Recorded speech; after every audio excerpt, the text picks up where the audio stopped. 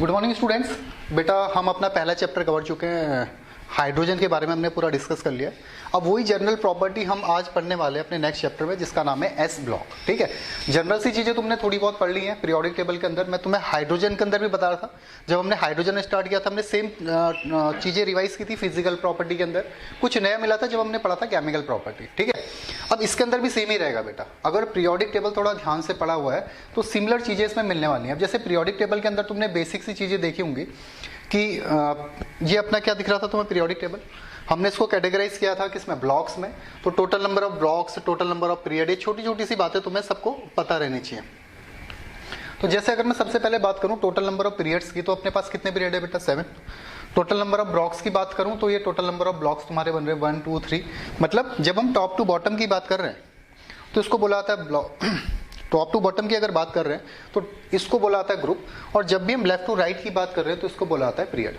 तो हम क्या बोल रहे हैं इसमें कि टोटल नंबर ऑफ ब्लॉक होते हैं 4। कौन कौन से ब्लॉक्स अपने पास हैं, S, P, D and F. तो ये जो ब्लॉक दिख रहा है ये एस, ठीक है, ये बीच में जो दिख रहा है डी है येलो कलर से, फिर यहाँ पे आता है पी और लास्ट में आता है एफ ब्लॉक। ठीक है, पीरियड्स की अगर बात करें लेफ्ट टू राइट जब हम मूव कर रहे हैं तो इसको बोला जाता है पीरियड, टॉप टू बॉटम को बोला जाता है ग्रुप। ठीक है, अब देखिए ये चीजें तुम्हें बेसिक सी बिल्कुल बातें लिखी गई हैं कि टोटल 7 पीरियड है, 18 ग्रुप, 4 ब्लॉक्स। ठीक है, क्या बात कर रहे हैं अपन कि ये पी ब्लॉक है, ये एस ब्लॉक, देन आएगा डी ब्लॉक और लास्ट में ये रहेगा एफ ब्लॉक। इसमें नया कुछ भी नहीं है, तुम सभी बच्चों ने पढ़ा हुआ है। ठीक है, कि हमारे पास कितने ब्लॉक्स हैं, ये सब चीजें पढ़ी हुई है। बट आज जो डिस्कशन का टॉपिक है वो है अपना ये बेटा, जिसका नाम क्या अपने पास, एस ब्लॉक। अब इस एस ब्लॉक को हमने 2 तरीके से कैटेगराइज किया है। ये अपना पहला जो है जिसके अंदर कौन कौन से एलिमेंट आते हैं, लिथियम है, सोडियम है, पोटेशियम है, ये सभी कंसिडर किए जाते हैं एल्कली मेटल्स में। और जो सेकंड ग्रुप आता है उसको बोलते हैं अपन एल्कलाइन अर्थ मेटल। ये क्या है, एल्कली मेटल, जैसे लिथियम है। ठीक है, ये लिथियम दिख रहा है तुम्हें। उसके बाद अगर मैं बात करूं सोडियम, ये सोडियम है। अब अगर इनमें ध्यान से एक चीज नोटिस करोगे, ये सभी के सभी क्या है बेटा, सिल्वरी व्हाइट कलर के तुम्हें दिखाई देंगे। ठीक है, इन सभी इमेजेस को अगर तुम देखोगे ये सभी किस कलर के दिखाई दे रहे हैं, सिल्वरी व्हाइट। तो फ्रेंसियम को छोड़ के मैं क्या बोल रहा हूं तुम्हें, ये तुम्हारी बेसिक प्रॉपर्टी में वापस से रिवाइज आएगा एक बार कि अगर हम इनके कलर की बात करेंगे, जैसे लिथियम सिल्वरी व्हाइट कलर का तुम्हें दिख रहा है। ठीक है, सोडियम की बात करेंगे वापस से सिल्वरी व्हाइट है। ठीक है, पोटेशियम सिल्वरी व्हाइट है, रूबिडियम ये तुम्हें दिख रहा है। ठीक है, सीजियम, और एक टर्म आता है लास्ट इसमें फ्रेंसियम। फ्रेंसियम जो एलिमेंट है ये एलिमेंट होता है बेटा रेडियो एक्टिव एलिमेंट। क्या बोलते हैं इसको, क्या बोला जाता है इसे, radio active element. Radio active element का मतलब क्या है बेटा कि इसमें से अल्फा बीटा और गामा रेज यहाँ से एमिट हो रही होंगी। अल्फा बीटा एंड जो गामा रेज हैं यहाँ से निकल रही हैं। ठीक है, इस एलिमेंट में से, मतलब इसका धीरे धीरे जो न्यूक्लियस है वो पार्ट क्या होगा, डीके होगा। न्यूक्लियस में से क्या क्या निकल रही है, alpha rays, beta rays, gamma rays, तो इसका मास धीरे धीरे कम होगा। ठीक है, तो जब भी किसी से अल्फा रेज निकलती है या बीटा रेज निकलती है या गामा रेज निकलती है तो ऐसे एलिमेंट्स को क्या बुलाता है, रेडियो एक्टिव एलिमेंट्स। और इन सभी रेडियो एक्टिव एलिमेंट्स की अपनी कुछ हाफ लाइफ होती है बेटा, ये धीरे धीरे डिके कर रहे हैं, इसका मतलब इन हर किसी की क्या होगी, अपनी एक हाफ लाइफ होने वाली है। क्लियर है बात। तो ये तुम्हारे एल्कली मेटल है। एल्कलाइन अर्थ मेटल की बात करें तो ये तुम्हें एल्कलाइन अर्थ मेटल दिखाए गए। जैसे मैग्नीशियम की बात करेंगे, अगर मैं बात करूं कैल्शियम की, ठीक है, मैं बात करूं स्ट्रोंशियम की, स्ट्रोंटियम, ठीक है, उसके बाद अगर मैं बात करूं बेरियम की, ये बेरियम है, और लास्ट में फिर से कौन आता है, रेडॉन। और ये रेडॉन भी क्या है बेटा, रेडियो एक्टिव एलिमेंट। अब तुम्हें इसमें याद रखने वाली चीजें क्या हैं कि जब हम बात कर रहे हैं इन एलिमेंट्स की तो इसमें जो फ्रेंसियम है, ठीक है, फ्रेंसियम और रेडियम, ये दोनों ही क्या होते हैं बेटा, रेडियो एक्टिव एलिमेंट होते हैं। एक बात। दूसरी बात, बेरिलियम को कंसिडर नहीं किया जाता है किसमें, एल्कलाइन अर्थ मेटल में। एल्कली मेटल किसको बोला जाता है, ऐसे एलिमेंट जिसके ऑक्साइड और हाइड्रोक्साइड क्या होंगे, वाटर सॉल्युबल होंगे। ठीक है, या जिसके ऑक्साइड और हाइड्रोक्साइड क्या बना रहे हैं, स्ट्रॉन्ग एल्कलाइन बना रहे हैं, उसको क्या बोलेंगे अपन, एल्कली मेटल। तो हमने इसमें क्या समझ लिया है कि जो पहला ग्रुप अपना दिख रहा है कौन सा, एल्कली मेटल, इस ग्रुप में जो फ्रेंसियम है और जो सेकंड जो ग्रुप दिख रहा है इसमें जो रेडियम है, ये दोनों ही एलिमेंट किसके अंदर कंसिडर किए जाते हैं, रेडियो एक्टिव एलिमेंट्स के अंदर। ठीक है, अब नेक्स्ट तुम्हारे पास एक क्वेश्चन आता है छोटा सा, जो मैंने तुम्हें भी बताया कि why are these elements called alkali metals. इनको एल्कली मेटल बोला क्यों जा रहा है।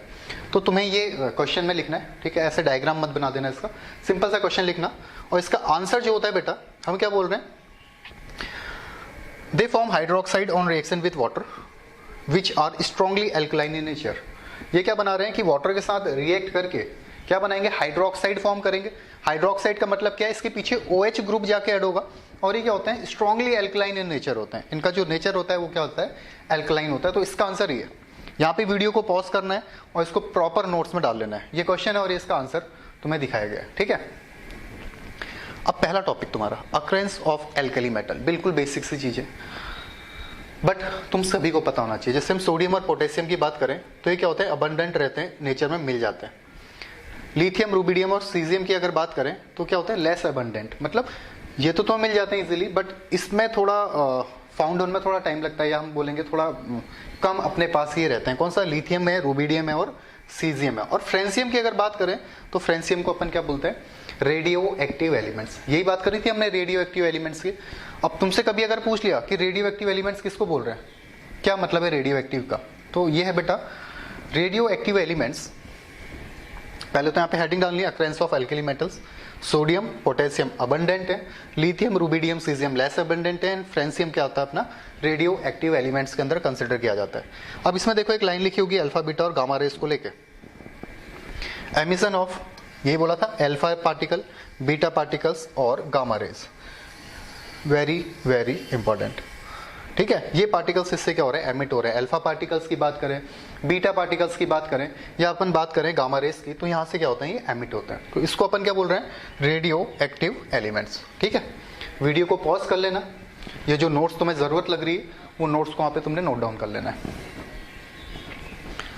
अब तुम्हारे पास एक क्वेश्चन आता है बेटा, the isotope of francium are longest lived isotope has half life of 21 minute. मैंने क्या बोला, जो भी रेडियो एक्टिव एलिमेंट्स हैं धीरे धीरे डीके कर रहे हैं और डीके करेंगे तो इनकी हर किसी की अपनी हाफ लाइफ होगी। तो ऐसी इसकी हाफ लाइफ कितनी है, 21 minute. It formed during the radio active DK of actinium. Actinium की जब रेडियो एक्टिव डीके होता है, मतलब एक्टिनियम जो एलिमेंट है तुम्हारा AC, जो एक्टिनियम एलिमेंट है, कौन सा एलिमेंट है, AC, जब ये डीके करेगा, ठीक है, तो इससे जो बनेगा वो क्या बनेगा बेटा तुम्हारा, फ्रेंसियम। क्या बनेगा इससे, फ्रेंसियम। इसका जो एटॉमिक नंबर होता है वो होता है 89, ठीक है, और ये होता है 227 इसका वेट है। अब हम क्या कर रहे हैं, इसमें से हीलियम पार्टिकल निकाल रहे हैं। अल्फा पार्टिकल मतलब क्या होता है, हीलियम न्यूक्लियाई। तो मैंने क्या कर दिया यहाँ से, हीलियम न्यूक्लियाई क्या होता है, एटॉमिक नंबर 2, वेट कितना है 4। तो जब हम इसको निकालेंगे यहाँ से, जब इसमें से हीलियम निकलेगा, हीलियम पार्टिकल या अल्फा पार्टिकल्स, हीलियम न्यूक्लियाई या अल्फा पार्टिकल, किस में, एक्टिनियम में से, तो कितना यहाँ से कितना वेट कितना एटॉमिक नंबर कम हो गया, 2, तो ये कितना हो जाएगा बेटा 87। वेट कितना है इसका 227, तो 4 कम हो गया, कितना हो गया 223। तो यही बात ये बोल रहा है कि एक्टिनियम का जब रेडियो एक्टिव डीके होता है तो हमें क्या मिलता है, यहाँ पे फ्रेंसियम देखने को मिलने वाला है। क्लियर है बात, ओके। अब ये लिख लेना यहाँ पे द आइसोटोप। ये जितने भी नोट्स बनाए गए बेटा बहुत ज्यादा इंपॉर्टेंट है, और ये जो चीज तुम्हें मैंने बताई वो सेम यहाँ पे लिखा हुआ है। देखो एक्टिनियम था अपने पास एटॉमिक नंबर 89 के साथ, इसमें से हमने जब हीलियम निकाला, हीलियम न्यूक्लियाई या अल्फा पार्टिकल्स जब यहाँ से निकले तो 2 कम हो गया, इसका मतलब एटॉमिक नंबर कितना हो गया 87। जो 87 एटॉमिक नंबर किसका होता है, फ्रेंसियम का, ठीक है। ऐसी वेट कितना कम हो रहा है, 4, 227 था, कितना हो गया 223। इंपॉर्टेंट पॉइंट है, वीडियो यहीं पे पॉज करनी है और हाथों हाथ नोट्स बनाने बेटा।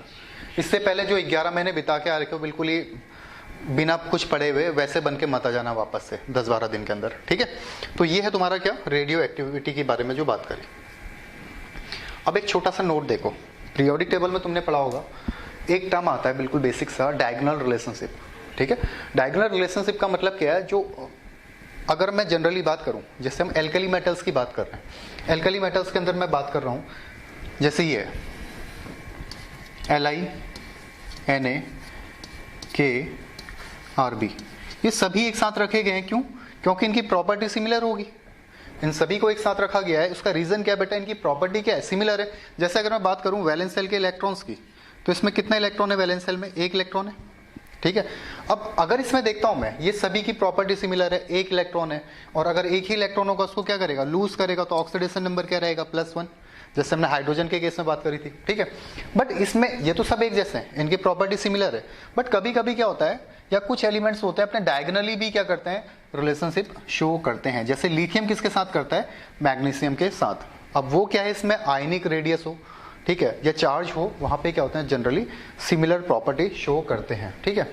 तो क्या बोल रहे हैं, lithium show similarity of magnesium in many of their property due to diagonal relationship. Lithium क्या करता है, मैग्नीशियम के साथ बहुत सी प्रॉपर्टी को शो करता है, जो जिसको हम क्या बोल रहे हैं, डायगोनल रिलेशनशिप। अब जो छोटे छोटे टर्म तुम्हारे पीरियोडिक टेबल में बचे हैं बेटा, वो सब टॉपिक्स यहाँ पे आ रहे हैं, उसको थोड़ा कवर कर लेना तरीके से, ठीक है।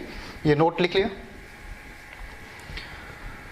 The diagonal relationship is due to the similarity in ionic size, यही बात कर रहा था मैं। आयनिक साइज की अगर बात करेंगे उसके कारण होता है, कौन कौन से एलिमेंट्स में देखने को मिलता है, जैसे लिथियम है, बेरिलियम है, बोरॉन है, कार्बन है, ये सभी एलिमेंट कौन से पीरियड के एलिमेंट होते हैं, सेकंड पीरियड के, ठीक है। तो किसके साथ डायगोनल रिलेशनशिप दिखाने वाले हैं, जैसे अगर मैं बात करूं लिथियम की, ठीक है, तो लिथियम किसके साथ जाएगा बेटा, मैग्नीशियम के साथ, यही डायगोनल है इसके। बेरिलियम किसके साथ डायगोनल रिलेशनशिप शो करता है, एल्यूमिनियम के। और बोरॉन किसके साथ करता है, सिलिकॉन के साथ। तो ये 6 तुम्हारे पेयर ऐसे हैं जो क्या करते हैं, एक दूसरे से डायगोनली रिलेशनशिप शो करते हैं।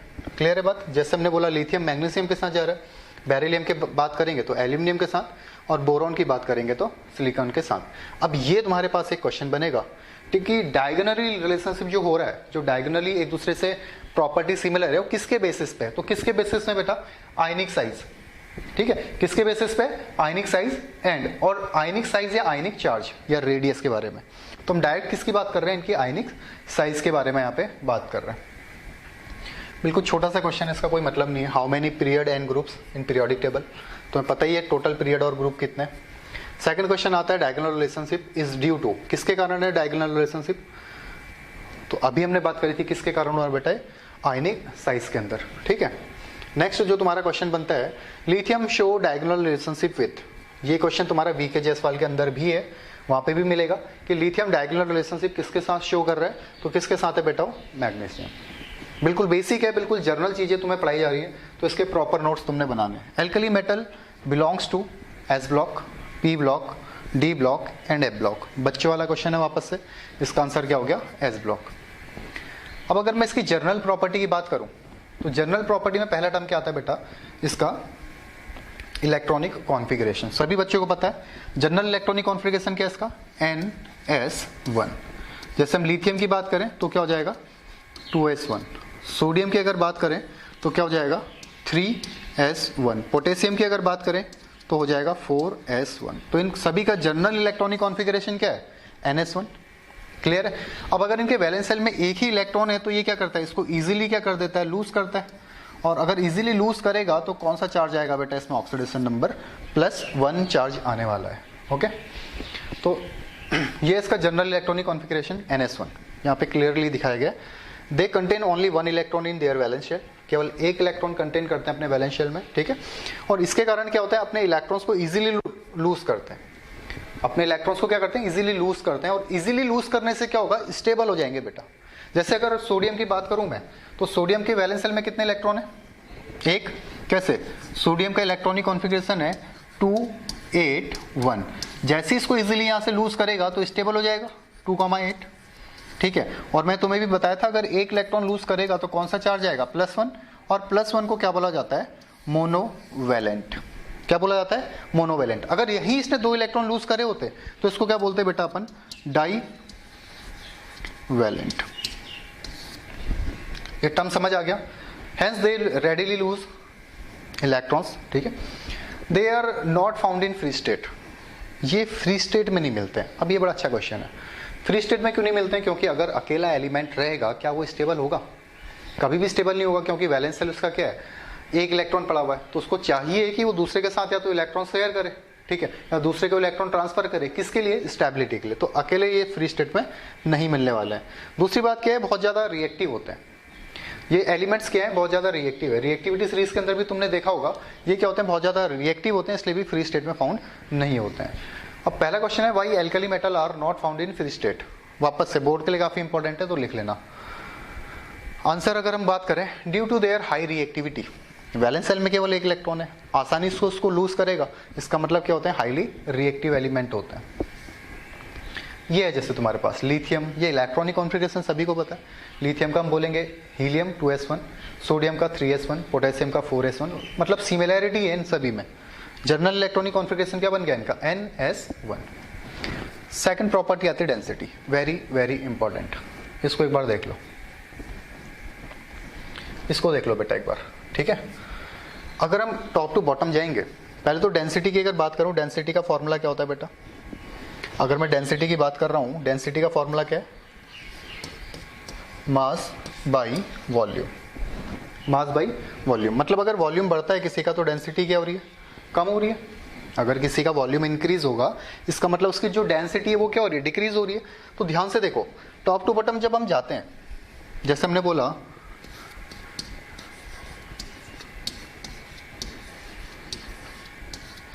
ये है, ठीक है। तो टॉप टू बॉटम जाने में क्या होना चाहिए बेटा? अगर हम टॉप टू बॉटम जा रहे हैं तो इसकी डेंसिटी क्या होनी चाहिए, इंक्रीज होनी चाहिए। ऐसा होना चाहिए था, क्योंकि वॉल्यूम क्या कर रहा है, इंक्रीज कर, sorry volume top to bottom अगर जाएंगे मास इंक्रीज कर रहा है, मास अगर इंक्रीज कर रहा है तो डेंसिटी बननी चाहिए, ठीक है। बट अगर तुम यहाँ ध्यान से नोटिस करोगे, इसको देखोगे पोटेशियम के केस में, तो पोटेशियम की डेंसिटी कम होती है किसके कंपेयर में, सोडियम के कंपेयर में। क्यों? क्योंकि जो पोटेशियम का क्रिस्टल होता है बेटा, पहले तो आराम से समझो मैंने बोला क्या, पहले तो ये बात समझ लो कि अगर हम डेंसिटी के ऑर्डर की बात करें तो डेंसिटी का फॉर्मूला मैं क्या बता रहा हूँ, मास अपॉन वॉल्यूम। मतलब मास बढ़ने पे डेंसिटी बढ़ेगी। एक बात तो हमें ये बात समझ आती है, तो टॉप टू बॉटम एलिमेंट का मास बढ़ रहा है। बट अगर मैं बात करूं कि इसके वॉल्यूम के बढ़ने पे डेंसिटी क्या होगी बेटा, कम होगी। दोनों बात समझ आ गई। तो टॉप टू बॉटम मास बढ़ रहा है एलिमेंट का, तो टॉप टू बॉटम मास बढ़ने पे डेंसिटी क्या होनी चाहिए, बढ़नी चाहिए। बट अगर यहाँ तुम ध्यान से देखोगे, पोटेशियम की डेंसिटी क्या होती है, कम होती है। किसके कंपेयर में, सोडियम के कंपेयर में। अब इसका रीजन क्या है कि जो पोटेशियम का क्रिस्टल होता है, पोटेशियम का जो क्रिस्टल है, पोटेशियम का जो क्रिस्टल बना है आपस में, उसके बीच में वैकेंट स्पेस होता है बेटा। क्या होता है, वैकेंट स्पेस होता है, ठीक है। जैसे हमने आइस की अगर बात करें, वाटर के ऊपर फ्लोट करता है, जबकि आइस तो सॉलिड है। अगर सॉलिड है उसको क्या हो जाना चाहिए, नीचे डूब जाना चाहिए। बट उसके बाद भी क्या कर रहा है, वाटर के ऊपर फ्लोट कर रहा है। सेम कंडीशन यहाँ पे भी है कि जो पोटेशियम का क्रिस्टल है बेटा, उसमें क्या होता है, वैकेंट स्पेस मिल जाता है, एक बात। दूसरी बात, जैसे ही पोटेशियम के पास जाते हैं तो इसके पास वैकेंट डी ऑर्बिटल भी होता है। स्पेस तो है ही, उसके साथ साथ क्या इसके पास वैकेंट डी ऑर्बिटल है, जिसके कारण पोटेशियम की जो डेंसिटी है वो सोडियम के कंपेयर में कम हो जाती है। बाकी सेम ट्रेंड चलेगा, टॉप टू बॉटम इंक्रीज कर रहा है, ठीक है। अब इसके आगे बेटा एक टर्म लिख लेना डेंसिटी के आगे, वेरी वेरी इंपॉर्टेंट। अभी तक हमने जितना पढ़ा उसमें सबसे ज्यादा इंपॉर्टेंट टर्म यही है।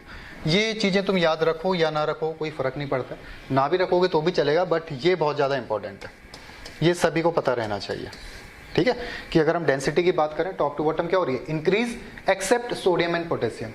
सोडियम की डेंसिटी ज्यादा है कंपेयर टू पोटेशियम के, ठीक है। अब उसके रीजंस क्या क्या है, which of the following metals show abnormal density, कौन सा ऐसा एलिमेंट है जो एबनॉर्मल डेंसिटी शो कर रहा है, ठीक है। तो उसका आंसर क्या हो गया बेटा, पोटेशियम, ये हमें पता चल गया, ठीक है। Next, the density of potassium is less than sodium. जो पोटेशियम है उसकी डेंसिटी सोडियम के कंपेयर में कम है। This is due to presence of vacant space in crystal of potassium. यही बोल रहा हूँ मैं, पोटेशियम के जो क्रिस्टल है उसमें क्या मिलेगा, तुम्हें वैकेंट स्पेस मिलने वाला है, ठीक है। उसके बाद क्या है, sudden large jump increases in the atomic size from sodium to potassium. Potassium के साइज में ना बहुत ज्यादा डिफरेंस देखने को मिलता है बेटा। अगर हम सोडियम से पोटेशियम की ओर आएंगे तो हमें सडन लार्ज जंप दिखता है इसके साइज में, मतलब सोडियम और पोटेशियम के साइज में बहुत ज्यादा डिफरेंस है। पोटेशियम का साइज बहुत ज्यादा बड़ा है, वॉल्यूम ज्यादा है, इसके कारण इसकी डेंसिटी क्या होगी बेटा, कम। Presence of vacant 3d orbital. तो ये तीन केस हैं जिसके कारण क्या हो रहा है, पोटेशियम एबनॉर्मल डेंसिटी शो कर रहा है, यही इसका रीजन है। अब इस पूरी कहानी में एक तो तुमने पूरा प्रॉपर चार्ट बनाना है, पहली चीज, ठीक है। ये सभी बच्चे के नोटबुक में होना चाहिए। दूसरी बात, अगर ये याद ना भी रखो तो भी चलेगा, दूसरी इंपॉर्टेंट बात है। और तीसरी इंपॉर्टेंट बात ये है, वेरी वेरी इंपॉर्टेंट, कि डेंसिटी का ऑर्डर हर किसी बच्चे के दिमाग में एकदम प्रिंट होना चाहिए, ठीक है। नोट करो इसे, वीडियो पॉज करो और नोट करो। नेक्स्ट आता है बेटा तुम्हारे पास melting point and boiling point. तो जब भी हम मेल्टिंग पॉइंट और बॉइलिंग पॉइंट की बात करते हैं, जैसे हमारे पास कोई एलिमेंट है ये, ठीक है, एक सेकंड रुकिए, ये कोई एलिमेंट है बेटा, ठीक है, यहां कोई एलिमेंट है, ठीक है। दूसरा केस बोल रहे हैं, ये कोई एलिमेंट है, ठीक है, हम बोल रहे हैं ये भी मेटल है, ये भी मेटल है, ये भी मेटल है और ये भी मेटल है। ये केस ए है और ये केस बी है। तो अगर हम टॉप टू बॉटम को मूव करते हैं तो बेटा इनके बीच में जो फोर्स है, ज़्यादा टाइटली कौन बाउंडेड होगा? अगर दोनों ही एटम एक दूसरे के क्लोज आ रहे हैं तो ज़्यादा टाइटली कौन बाउंड होगा? छोटे साइज वाला कि बड़े साइज वाला? ए या बी? कौन टाइटली बाउंड होगा बेटा? ए, क्योंकि इन दोनों के न्यूक्लियस क्या एक दूसरे के क्लोज हैं। ठीक है, जबकि यहाँ पे क्या हो जाएंगे, न्यूक्लियस थोड़ी डिस्टेंस में हो जाएंगे, इसके कारण क्या हो जाएगा, इसका जो बॉन्ड है वो वीक हो जाएगा। किसके कंपेयर में? ए के कंपेयर में। एक बात।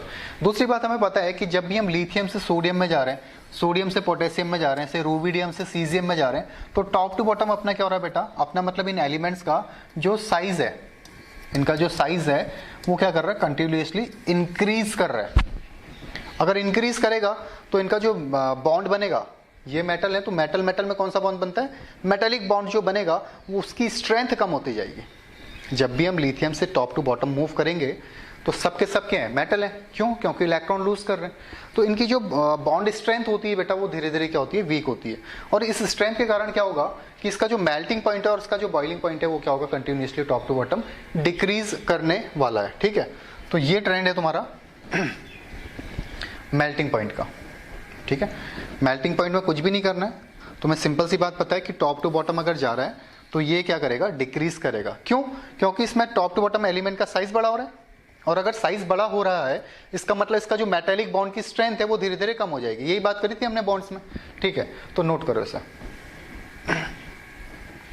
देखो लिखा हुआ है, सेम चीज लिखी हुई है, melting and boiling point are low due to decreases in the strength of metallic bond. क्योंकि मेटेलिक बॉन्ड की स्ट्रेंथ डिक्रीज कर रही है। अब ये तो डायरेक्ट लाइन लिख दी यहाँ पे, बट तुम्हें पता होना चाहिए कि डिक्रीज कर क्यों रही है, क्यों कर रही है, डिक्रीज क्यों कर रही है? क्योंकि एलिमेंट का साइज धीरे धीरे बड़ा होता जा रहा है। ठीक है, इसलिए एक दूसरे को प्रॉपर अट्रैक्ट नहीं कर पाएंगे और क्या होगा? इसका साइज डिक्रीज करेगा। वापस से ये जो पॉइंट्स लिखे हैं अगर याद होता है तो बहुत अच्छा, अदरवाइज जरूरत नहीं है। फिर आता है बॉइलिंग पॉइंट। बॉइलिंग पॉइंट का भी सेम रहेगा, top to bottom boiling point क्या करेगा? डिक्रीज करेगा। ठीक है, ये सेम ट्रेंड। ठीक है, अब इसमें एक बात ध्यान से और समझना कि मैंने क्या बता दिया तुम्हें? डेंसिटी के बारे में बात कर ली। ठीक है, मेल्टिंग पॉइंट की बात कर ली और बॉइलिंग पॉइंट की बात कर ली। डेंसिटी टॉप टू बॉटम क्या कर रही है? इंक्रीज कर रही है, एक्सेप्ट सोडियम और पोटेशियम। पोटेशियम की डेंसिटी ज्यादा होती है किसके कंपेयर में?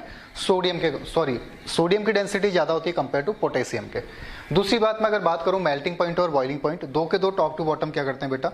दोनों ही टॉप टू बॉटम अगर जाओगे तो तुम्हें क्या दिखेगा? डिक्रीज होते हुए दिखाई देगा। ठीक है, तो ये था तुम्हारा थर्ड पॉइंट। उसका नेक्स्ट पॉइंट आता है आयनाइजेशन पोटेंशियल। सभी के वैलेंस शेल में एक इलेक्ट्रॉन है।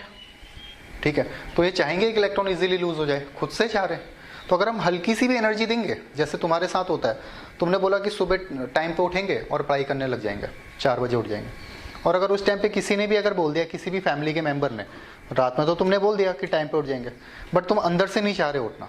अगर सुबह उठ के किसी भी फैमिली मेंबर ने बोल दिया, मम्मी ने बोल दिया, पापा ने, चल बेटा आज आराम से उठ, तो पहले ही नहीं चाह रहे थे तुम, और घर से थोड़ा सपोर्ट मिल गया तो बिल्कुल ही नहीं उठोगे। सेम चीज वहां पे भी है। इन सभी के वैलेंस शेल में एल्कली मेटल्स के एक इलेक्ट्रॉन है और सामने से चाह रहे हैं कि इलेक्ट्रॉन लूज हो जाए। ठीक है, और अगर हम बाहर से थोड़ी भी एनर्जी देंगे तो इलेक्ट्रॉन आसानी से लूज हो जाएगा। इसका मतलब इसका जो आयनाइजेशन पोटेंशियल है वो क्या होगा बेटा? डिक्रीज होगा। ठीक है, बहुत कम होता है इसका फर्स्ट आयनाइजेशन एनर्जी। उसमें भी अगर टॉप टू बॉटम जाओगे एलिमेंट का साइज बड़ा होगा। ठीक है, एलिमेंट का अगर साइज बड़ा होगा तो क्या होगा? एलिमेंट के साइज बड़े होने से क्या फर्क पड़ रहा है कि इलेक्ट्रॉन इजीली लूज होंगे। ठीक है, समझ आ गई बात? इलेक्ट्रॉन क्या हो जाएंगे? इजीली लूज होंगे। जैसे एक एलिमेंट ये है, दूसरा एलिमेंट ये है, हमारे पास यहाँ एक इलेक्ट्रॉन पड़ा है और यहाँ एक इलेक्ट्रॉन पड़ा है, तो ये इलेक्ट्रॉन इजीली लूज होगा या ये? अगर मैं बात करूं ए और बी में, तो कौन सा इलेक्ट्रॉन आसानी से लूज हो जाएगा बेटा? जिसका साइज बड़ा है। क्यों? क्योंकि इसमें क्या है? फोर्स ऑफ अट्रैक्शन कम होगा न्यूक्लियस का। तो टॉप टू बॉटम जाने पे आयनाइजेशन पोटेंशियल भी क्या होगा? डिक्रीज। मेल्टिंग पॉइंट डिक्रीज हुआ, बॉइलिंग पॉइंट डिक्रीज हुआ, और आयनाइजेशन पोटेंशियल भी क्या हो गया बेटा? इसका डिक्रीज हो गया। ठीक है, अब ये कुछ क्वेश्चन है, इलेक्ट्रॉनिक कॉन्फ़िगरेशन बच्चों वाला क्वेश्चन है वापस से, ये तो सभी को पता है। दूसरा, नंबर ऑफ वैलेंस इलेक्ट्रॉन, ये तुम्हें पता ही है। ठीक है, वैलेंस इलेक्ट्रॉन कितने होंगे इसमें? एक। इसको लिखने की जरूरत नहीं बेटा। Alkali metals are basic in nature, electrons को लूज करने की टेंडेंसी रखते हैं, इसलिए ये क्या होते हैं बेटा? बेसिक होते हैं। इसको लिख लेना, ये टॉपिक एल्कली जो इससे पहले लिखा था। ठीक है, ये क्वेश्चन, पहला क्वेश्चन नोट कर लेना है तुमने। सेकंड आता है तुम्हारे पास, which alkali metals show abnormal density? Answer कौन सा एबनॉर्मल डेंसिटी शो करेगा? तो आंसर क्या हो गया इसका? पोटेशियम। क्यों? क्योंकि इसकी सोडियम से डेंसिटी कम होती है। Why potassium show abnormal density among alkali metal? इसको देख लो, ठीक है, होमवर्क में आराम से एक बार समझ लेना है इसमें क्या लिखा गया है। इसको वीडियो यहीं पे पॉज करो और एक बार तरीके से समझ लेना। अब नेक्स्ट आता है इसका जनरल प्रॉपर्टी, ठीक है, वो करते हैं अपन नेक्स्ट क्लास में। तब तक इसको प्रॉपर तरीके से नोट करो, और नोट्स हर किसी बच्चे के होने चाहिए। ऐसा नहीं कि मॉड्यूल में टिक करते जा रहे हो, नोट्स नहीं बना रहे हो। क्लास में अलग बात थी, बट यहाँ पे प्रॉपर तरीके से नोट्स बनाना। जितने भी इंपॉर्टेंट चीज़ें लग रही हैं वो सभी तुम्हारे नोट्स में होनी चाहिए, ठीक है। मिलते हैं बेटा नेक्स्ट क्लास में जनरल प्रॉपर्टी के साथ, ठीक है, बाय।